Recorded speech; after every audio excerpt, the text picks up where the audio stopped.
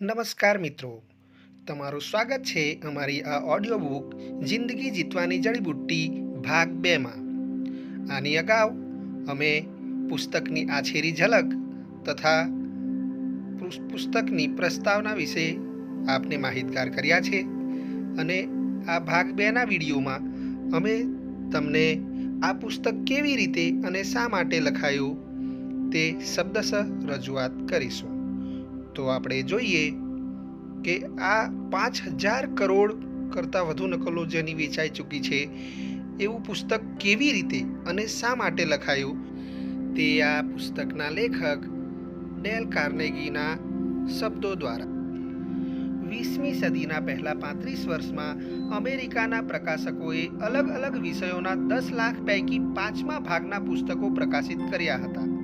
તેમાંના મોટા ભાગના સાવ નીરસ હતા અને ઘણા તો આર્થિક રીતે પણ નિષ્ફળ રહ્યા હતા. શું કહ્યું મેં? ઘણા? વિશ્વના સૌથી મોટા પ્રકાશન ગૃહ પૈકી એક પ્રકાશન સંસ્થાના પ્રમુખે મારી સમક્ષ કબૂલ કર્યું હતું કે પ્રકાશનના 75 વર્ષ પછી પણ તેમની કંપની પ્રત્યેક 8 પુસ્તકે 7 પુસ્તકો ઉપર હજુ પણ ખોટ કરે છે. તો પછી શા માટે મારે એક વધુ પુસ્તક લખવું જોઈએ? અને હું લખી નાખું તો પણ તમારે તે વાંચવાની ચિંતા શા માટે કરવી જોઈએ? બંને સવાલો યોગ્ય છે અને હું તેના જવાબો આપવા પ્રયાસ કરીશ. ન્યૂયોર્કમાં 1912થી હું બિઝનેસ અને વ્યવસાયી સ્ત્રી પુરુષો માટે શૈક્ષણિક વર્ગો ચલાવું છું.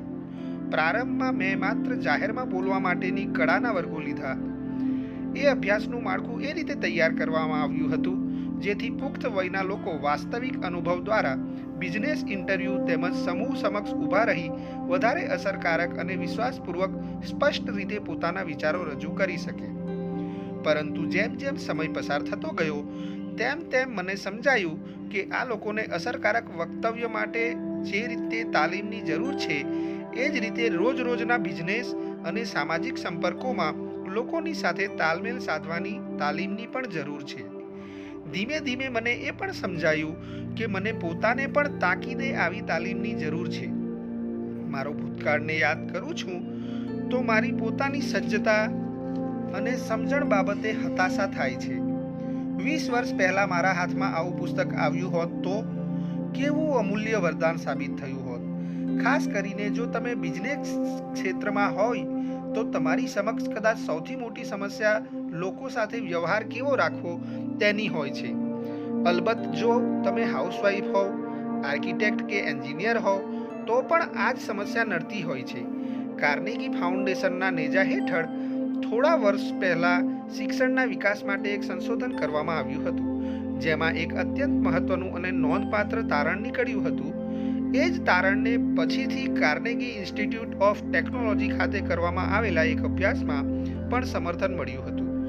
આ સંશોધનોએ પુરવાર કર્યું કે એન્જિનિયરિંગ જેવા ટેકનિકલ ક્ષેત્રોમાં પણ વ્યક્તિની નાણાકીય સફળતામાં તેની ટેકનિકલ જાણકારીનો હિસ્સો આશરે 15% હોય છે, જ્યારે સફળતાનો 85% જેવો જંગી હિસ્સો વ્યક્તિત્વ તેમજ નેતૃત્વ લેવાના ગુણો જેવી માનવી કુશળતાઓ પર આધારિત હોય છે. મેં ઘણા વર્ષો સુધી એન્જિનિયર્સ ક્લબ ઓફ ફિલાડેલ્ફિયા ખાતે તેમજ અમેરિકન ઇન્સ્ટિટ્યૂટ ઓફ ઇલેક્ટ્રિકલ એન્જિનિયર્સની ન્યૂયોર્ક શાખામાં શિક્ષણ આપ્યું છે.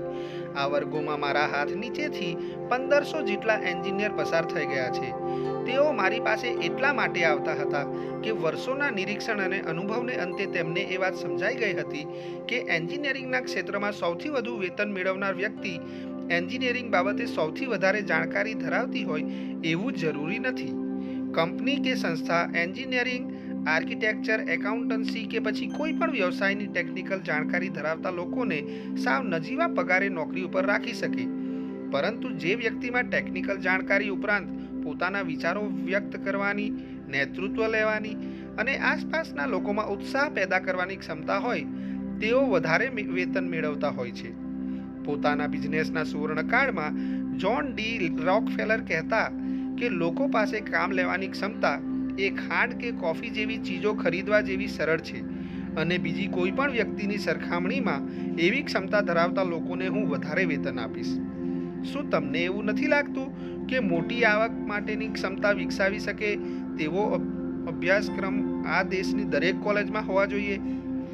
પરંતુ પુસ્તક લખું છું ત્યાં સુધી તો પુખ્ત ઉંમરના લોકોને વ્યવહારુ જ્ઞાન આપતી એક પણ કોલેજ મારા ધ્યાનમાં આવી નથી.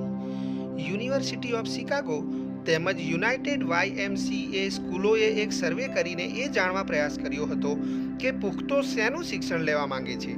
2 વર્ષ સુધી ચાલેલા સર્વે પાછળ $25,000નો ખર્ચ થયો હતો.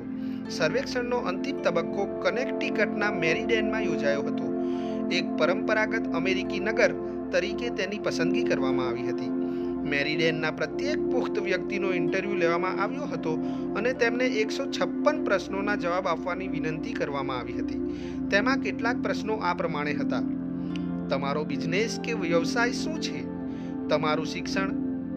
તમે નવરાશનો સમય કેવી રીતે પસાર કરો છો? તમારી આવક કેટલી છે? તમારા શોખ કયા છે? તમારી મહત્વાકાંક્ષાઓ કઈ છે? તમે કેવા પ્રકારની સમસ્યાઓનો સામનો કરી રહ્યા છો? તમને કયો વિષય ભણવામાં સૌથી વધારે રસ પડે છે? એ સર્વેક્ષણ દ્વારા જાણવા મળ્યું કે લોકોને આરોગ્યમાં સૌથી વધારે રસ હતો અને તેમનો બીજો રસનો વિષય અન્ય લોકો વિશે જાણવાનો હતો. લોકોને કેવી રીતે સમજવા અને કેવી રીતે તેમની સાથે ભળવું, અન્ય લોકોને તમારા જેવા કેવી રીતે બનાવવા તથા બીજાઓને તમારા પ્રમાણે વિચારતા કેવી રીતે કરવા. આવા તારણને પગલે આ સર્વેક્ષણ કરનાર સમિતિએ મેરીડનમાં પુખ્ત લોકો માટે આવો અભ્યાસક્રમ શરૂ કરવાનો નિર્ણય લીધો. એ વિષય ઉપર વ્યવહારુ પાઠ્યપુસ્તક શોધવા તેમણે ઘણો પ્રયાસ કર્યો, પરંતુ એક પણ પુસ્તક મળ્યું નહીં. અંતે તેમણે પુખ્ત શિક્ષણ અંગે વિશ્વની અધિકૃત વ્યક્તિઓ પૈકી એકનો સંપર્ક સાધ્યો અને તેને એવા કોઈ પુસ્તકની જાણકારી હોવા વિશે પૂછ્યું. એ વ્યક્તિએ નકારમાં જવાબ આપ્યો અને કહ્યું, એ પુખ્ત લોકોને શું જોઈએ છે તે હું જાણું છું, પરંતુ તેમને જે પુસ્તકની જરૂર છે તે ક્યારેય લખાયું નથી. અનુભવના આધારે હું જાણું છું કે આ નિવેદન સાચું હતું, કેમ કે હું પોતે પણ માનવીય સંબંધો બાબતે કોઈ વ્યવહારુ અને ઉપયોગી પુસ્તક ઘણા વર્ષોથી શોધું છું. આવા કોઈ પુસ્તકનું અસ્તિત્વ નહીં હોવાને કારણે મારા પોતાના અભ્યાસક્રમોમાં ઉપયોગ માટે મેં જાતે પુસ્તક લખવાનો પ્રયાસ કર્યો છે અને તે આ છે. આશા રાખું છું તમને આ ગમશે. આ પુસ્તકની તૈયારી કરવા માટે આ વિષય ઉપર જે કોઈ સામગ્રી મળી તે મેં વાંચી છે, જેમ કે અખબારોની કોલમો, સામયિકોના લેખો, કૌટુંબિક અદાલતોના રેકોર્ડ, જૂના તત્વજ્ઞાનીઓ તેમજ નવા મનોવિજ્ઞાનીઓના લખાણો. આ ઉપરાંત મેં તાલીમ પામેલા સંશોધકને પણ કામે રાખ્યા, જેણે હું જે કંઈ વાંચવાનું ચૂકી ગયો હોઉં તે બધું જ લાઇબ્રેરીમાંથી વાંચવાનું હતું. 1.5 વર્ષમાં તેણે સામયિકોના સેંકડો લેખો તેમજ મહાન લોકોની જીવનકથાઓના પાના ઉથલાવવાના હતા અને એ મહાન નેતાઓ લોકો પાસેથી કેવી રીતે કામ લેતા તેની વિગતવાર નોંધ તૈયાર કરવાની હતી. અમે તમામ યુગના મહાપુરુષોની જીવનકથાઓ વાંચી. અમે જુલિયસ સીઝરથી માંડી થોમસ એડિસન સુધીના તમામ મહાન નેતાઓના જીવન વિશે વાંચ્યું. મને યાદ છે કે એકલા થિયોડોર રૂઝવેલ્ટની 100થી વધુ જીવનકથાઓ વાંચી હતી. મિત્રો બનાવવા અને લોકો ઉપર પ્રભાવ પાડવા માટે સમગ્ર માનવ ઇતિહાસ દરમિયાન જે કોઈએ જે કોઈ પણ વ્યવહારુ વિચારો અમલમાં મૂક્યા હોય તે શોધી કાઢવા અમે સમય અને ખર્ચની સહેજ પણ ચિંતા કર્યા વિના પ્રતિબદ્ધ હતા. મેં પોતે સેંકડો સફળ લોકોના જાતે ઇન્ટરવ્યૂ લીધા હતા, જેમાં માર્કોની અને એડિસન જેવા શોધકર્તાઓ, ફ્રેન્કલિન ડી રૂઝવેલ્ટ અને જેમ્સ ફેરલી જેવા રાજકીય નેતાઓ, ઓવેન ડી યંગ જેવા બિઝનેસ આગેવાનો, ક્લાર્ક ગબેલ અને મેરી પિકફોર્ડ જેવા મૂવી સ્ટાર તેમજ માર્ટિન જોન્સન જેવા સંશોધકોનો સમાવેશ થતો હતો અને માનવી સંબંધો માટે આ લોકોએ ઉપયોગમાં લીધેલી ટેકનિકો શોધવાનો પ્રયાસ કર્યો. આ તમામ સામગ્રીમાંથી મેં how to win friends and influence people નામે એક ટૂંકું વક્તવ્ય તૈયાર કર્યું. હું તેને ટૂંકું વક્તવ્ય કહું છું કેમ કે પ્રારંભમાં તે ટૂંકું જ હતું, પરંતુ ધીમે ધીમે તેમાં સુધારા અને ઉમેરા થતા ગયા અને તે પૂરા 1.5 કલાકનું લેક્ચર બની ગયું. ન્યૂયોર્કમાં કાર્નેગી ઇન્સ્ટિટ્યૂટના અભ્યાસક્રમોમાં વર્ષો સુધી મેં આ વક્તવ્ય આપ્યું છે. હું વક્તવ્ય આપું અને શ્રોતાઓને વિનંતી કરું કે તેઓ તેમના બિઝનેસ અને સામાજિક સંપર્કોમાં તેનો પ્રયોગ કરે અને પછી પોતાને થયેલા અનુભવો તેમજ પરિણામો વિશે વર્ગમાં પરત આવીને વાતચીત કરે. કેવું રસપ્રદ એસાઇનમેન્ટ કહેવાય આ!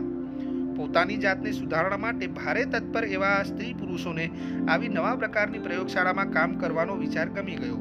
માનવ સંબંધો અંગેની આ પ્રથમ અને એકમાત્ર પ્રયોગશાળા હતી. આ પુસ્તક શબ્દોના એક પરંપરાગત ઢાંચા પ્રમાણે નથી લખાયું. એક બાળકની જેમ તેનો વિકાસ થતો ગયો છે. ઉપર જણાવી તેવી પ્રયોગશાળામાં અને હજારો પુખ્ત લોકોના અનુભવોના આધારે તેની પ્રગતિ થઈ છે.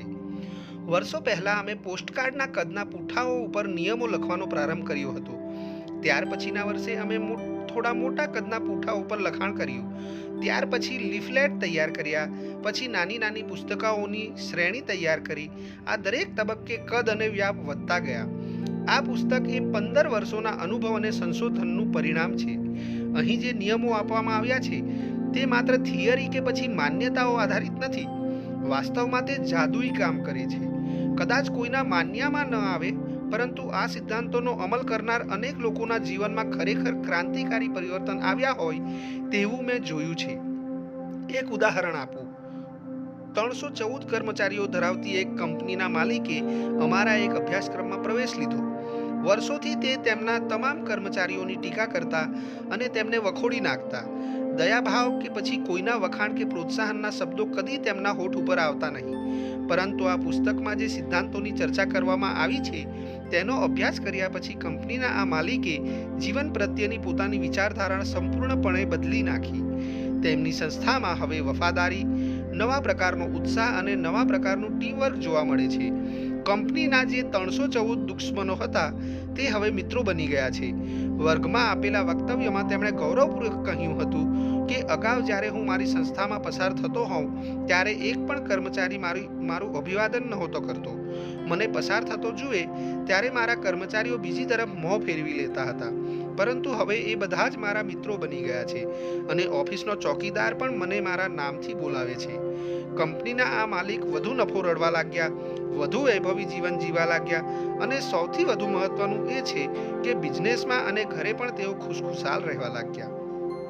સેલ્સમેન તરીકે કામગીરી કરનારા અનેક લોકો આ સિદ્ધાંતોનો ઉપયોગ કરીને તેમના વેચાણમાં તીવ્ર વધારો કરી શક્યા છે. અનેક લોકોએ અગાઉ જ્યાં તેમને નિષ્ફળતા મળી હતી તેના બદલે હવે નવા ખાતા ખોલાવ્યા છે. ઉચ્ચ હોદ્દા પર બિરાજતા એક્ઝિક્યુટિવ્સ વધુ સત્તા અને વધુ વેતન મેળવતા સફળ થયા છે. એક એક્ઝિક્યુટિવે તો પોતે આ સિદ્ધાંતોનો અમલ કર્યો હતો. તે કારણે તેમના વેતનમાં ઘણો મોટો વધારો થયો હોવાનું જણાવ્યું હતું.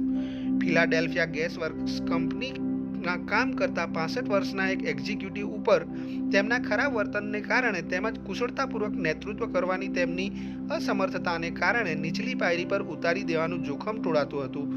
પરંતુ આ તાલીમથી તેમનું ડિમોશન નીચલી પાયરીએ ઉતારી દેવાનું જોખમ ટળી ગયું. એટલું જ નહીં, પરંતુ વધારે વેતન સાથે તેમનું પ્રમોશન થયું. એવા ઘણા પ્રસંગો બન્યા છે જ્યારે અભ્યાસક્રમના અંતે યોજાતા વિદાય સમારંભ દરમિયાન પતિ અથવા પત્નીએ મને કહ્યું છે કે તેમની પત્ની અથવા પતિએ આ તાલીમ લીધા પછી તેમના ઘરોમાં આનંદ ઉત્સાહમાં વધારો થયો છે. કેટલીય વાર એવું બને છે કે પોતાને મળતી સિદ્ધિઓથી લોકો આશ્ચર્યચકિત થઈ જાય છે. આ બધું જાદુઈ લાગે છે. કેટલાક કિસ્સાઓમાં તો એવું પણ બન્યું છે કે ભારે ઉત્સાહમાં આવી ગયેલા લોકોએ રવિવારે મને ઘરે ફોન કર્યો છે, કેમ કે તેમને જે સિદ્ધિ મળી હોય તેનું વર્ણન કરવા તેઓ 48 કલાક પછી યોજાનાર વર્ગો સુધી રાહ જોવા પણ તૈયાર નહોતા.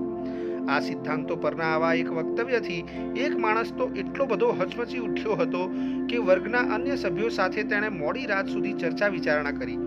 મધ્યરાત્રિએ 3 વાગ્યે અન્ય સભ્યો તો તેમના ઘરે ચાલ્યા ગયા, પરંતુ આ માણસ તેને પોતાની ભૂલો સમજાતા હચમચી ઉઠ્યો હતો. પોતાની સમક્ષ એક નવી અને સમૃદ્ધ દુનિયા આકાર લઈ રહી છે તેના વિચારોથી એટલો બધો પ્રભાવિત થયો હતો કે તેની આંખોમાંથી ઊંઘ ગાયબ થઈ ગઈ હતી. એ રાત્રે તો સૂતો નહીં, પણ બીજા દિવસે અને ત્યાર પછીની રાત્રે પણ એ સૂઈ શક્યો નહીં. કોણ હતા એ? કોઈ ભલો ભોળો નાદાન માણસ જે કોઈ પણ નવી બાબતથી પ્રભાવિત થઈ જાય? ના, એવું કશું જ નહોતું. એ તો એક ભદ્રવર્ગીય તથા કળાની વસ્તુઓના ડીલર હતા.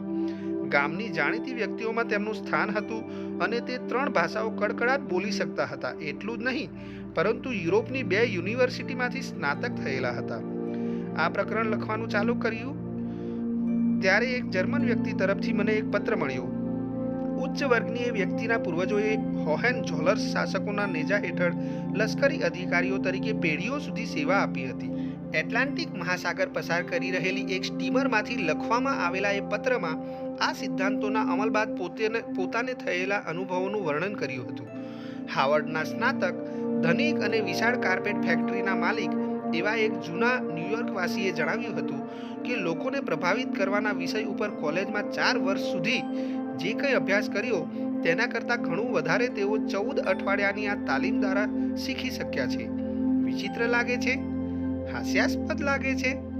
અદ્ભુત લાગે છે ને? આ બાબતને તમે જેમ યોગ્ય લાગે તે રીતે મૂલવી શકો છો.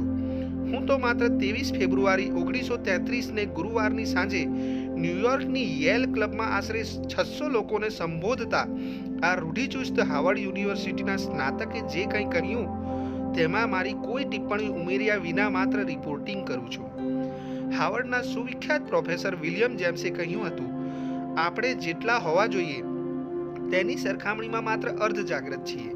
આપણે આપણા શારીરિક અને માનસિક સ્ત્રોતોના માત્ર નાના હિસ્સાઓનો જ ઉપયોગ કરીએ છીએ.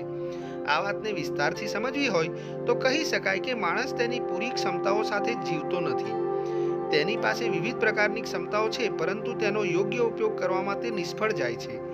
આ પુસ્તકનો હેતુ જ એ છે કે જે ક્ષમતાઓનો યોગ્ય ઉપયોગ કરવામાં તમે નિષ્ફળ જાઓ છો તેને શોધી કાઢે અને તેના વિકાસ કરે અને તે દ્વારા નકામી બની ગયેલી બિનઉપયોગી ક્ષમતાઓ મારફત લાભ મેળવી શકે. પ્રિન્સટન યુનિવર્સિટીના ભૂતપૂર્વ પ્રમુખ ડૉક્ટર જ્હોન જી હિબેને કહ્યું છે, શિક્ષણ દ્વારા જીવનની અલગ અલગ પરિસ્થિતિઓને પહોંચી વળવાની ક્ષમતા પ્રાપ્ત થાય છે. આ પુસ્તકના પ્રથમ 3 પ્રકરણ વાંચી લો. ત્યાં સુધીમાં જો તમે જીવનની સમસ્યાઓના ઉકેલ માટે થોડા વધુ સજ્જ ના થયા હોવ તો તમને લાગે વળગે છે ત્યાં સુધી આ પુસ્તક તમારા માટે સદંતર નિષ્ફળ ગયું છે તેમ હું માનીશ. કેમ કે શિક્ષણનો મહાન આશય જ્ઞાન નહીં પણ એક્શન છે તેમ હર્બર્ટ સ્પેન્સરે કહ્યું છે. આ એક એક્શન બુક છે, વ્યવહારુ પગલાંનું પુસ્તક છે. Dale Carnegie 1936. મિત્રો, આ જિંદગી જીતવાની જડીબુટ્ટી પુસ્તકનો ભાગ 2 અહીં હું પૂર્ણ કરું છું. હવે પછીના ભાગમાં આપણે આ પુસ્તકનો વધુમાં વધુ લાભ લેવા માટેના 9 સૂચનો વિશે વાત કરીશું. ત્યાં સુધી અલવિદા. અમારી ચેનલને લાઈક કરો, શેર કરો, સબસ્ક્રાઈબ કરો. Thank you friends.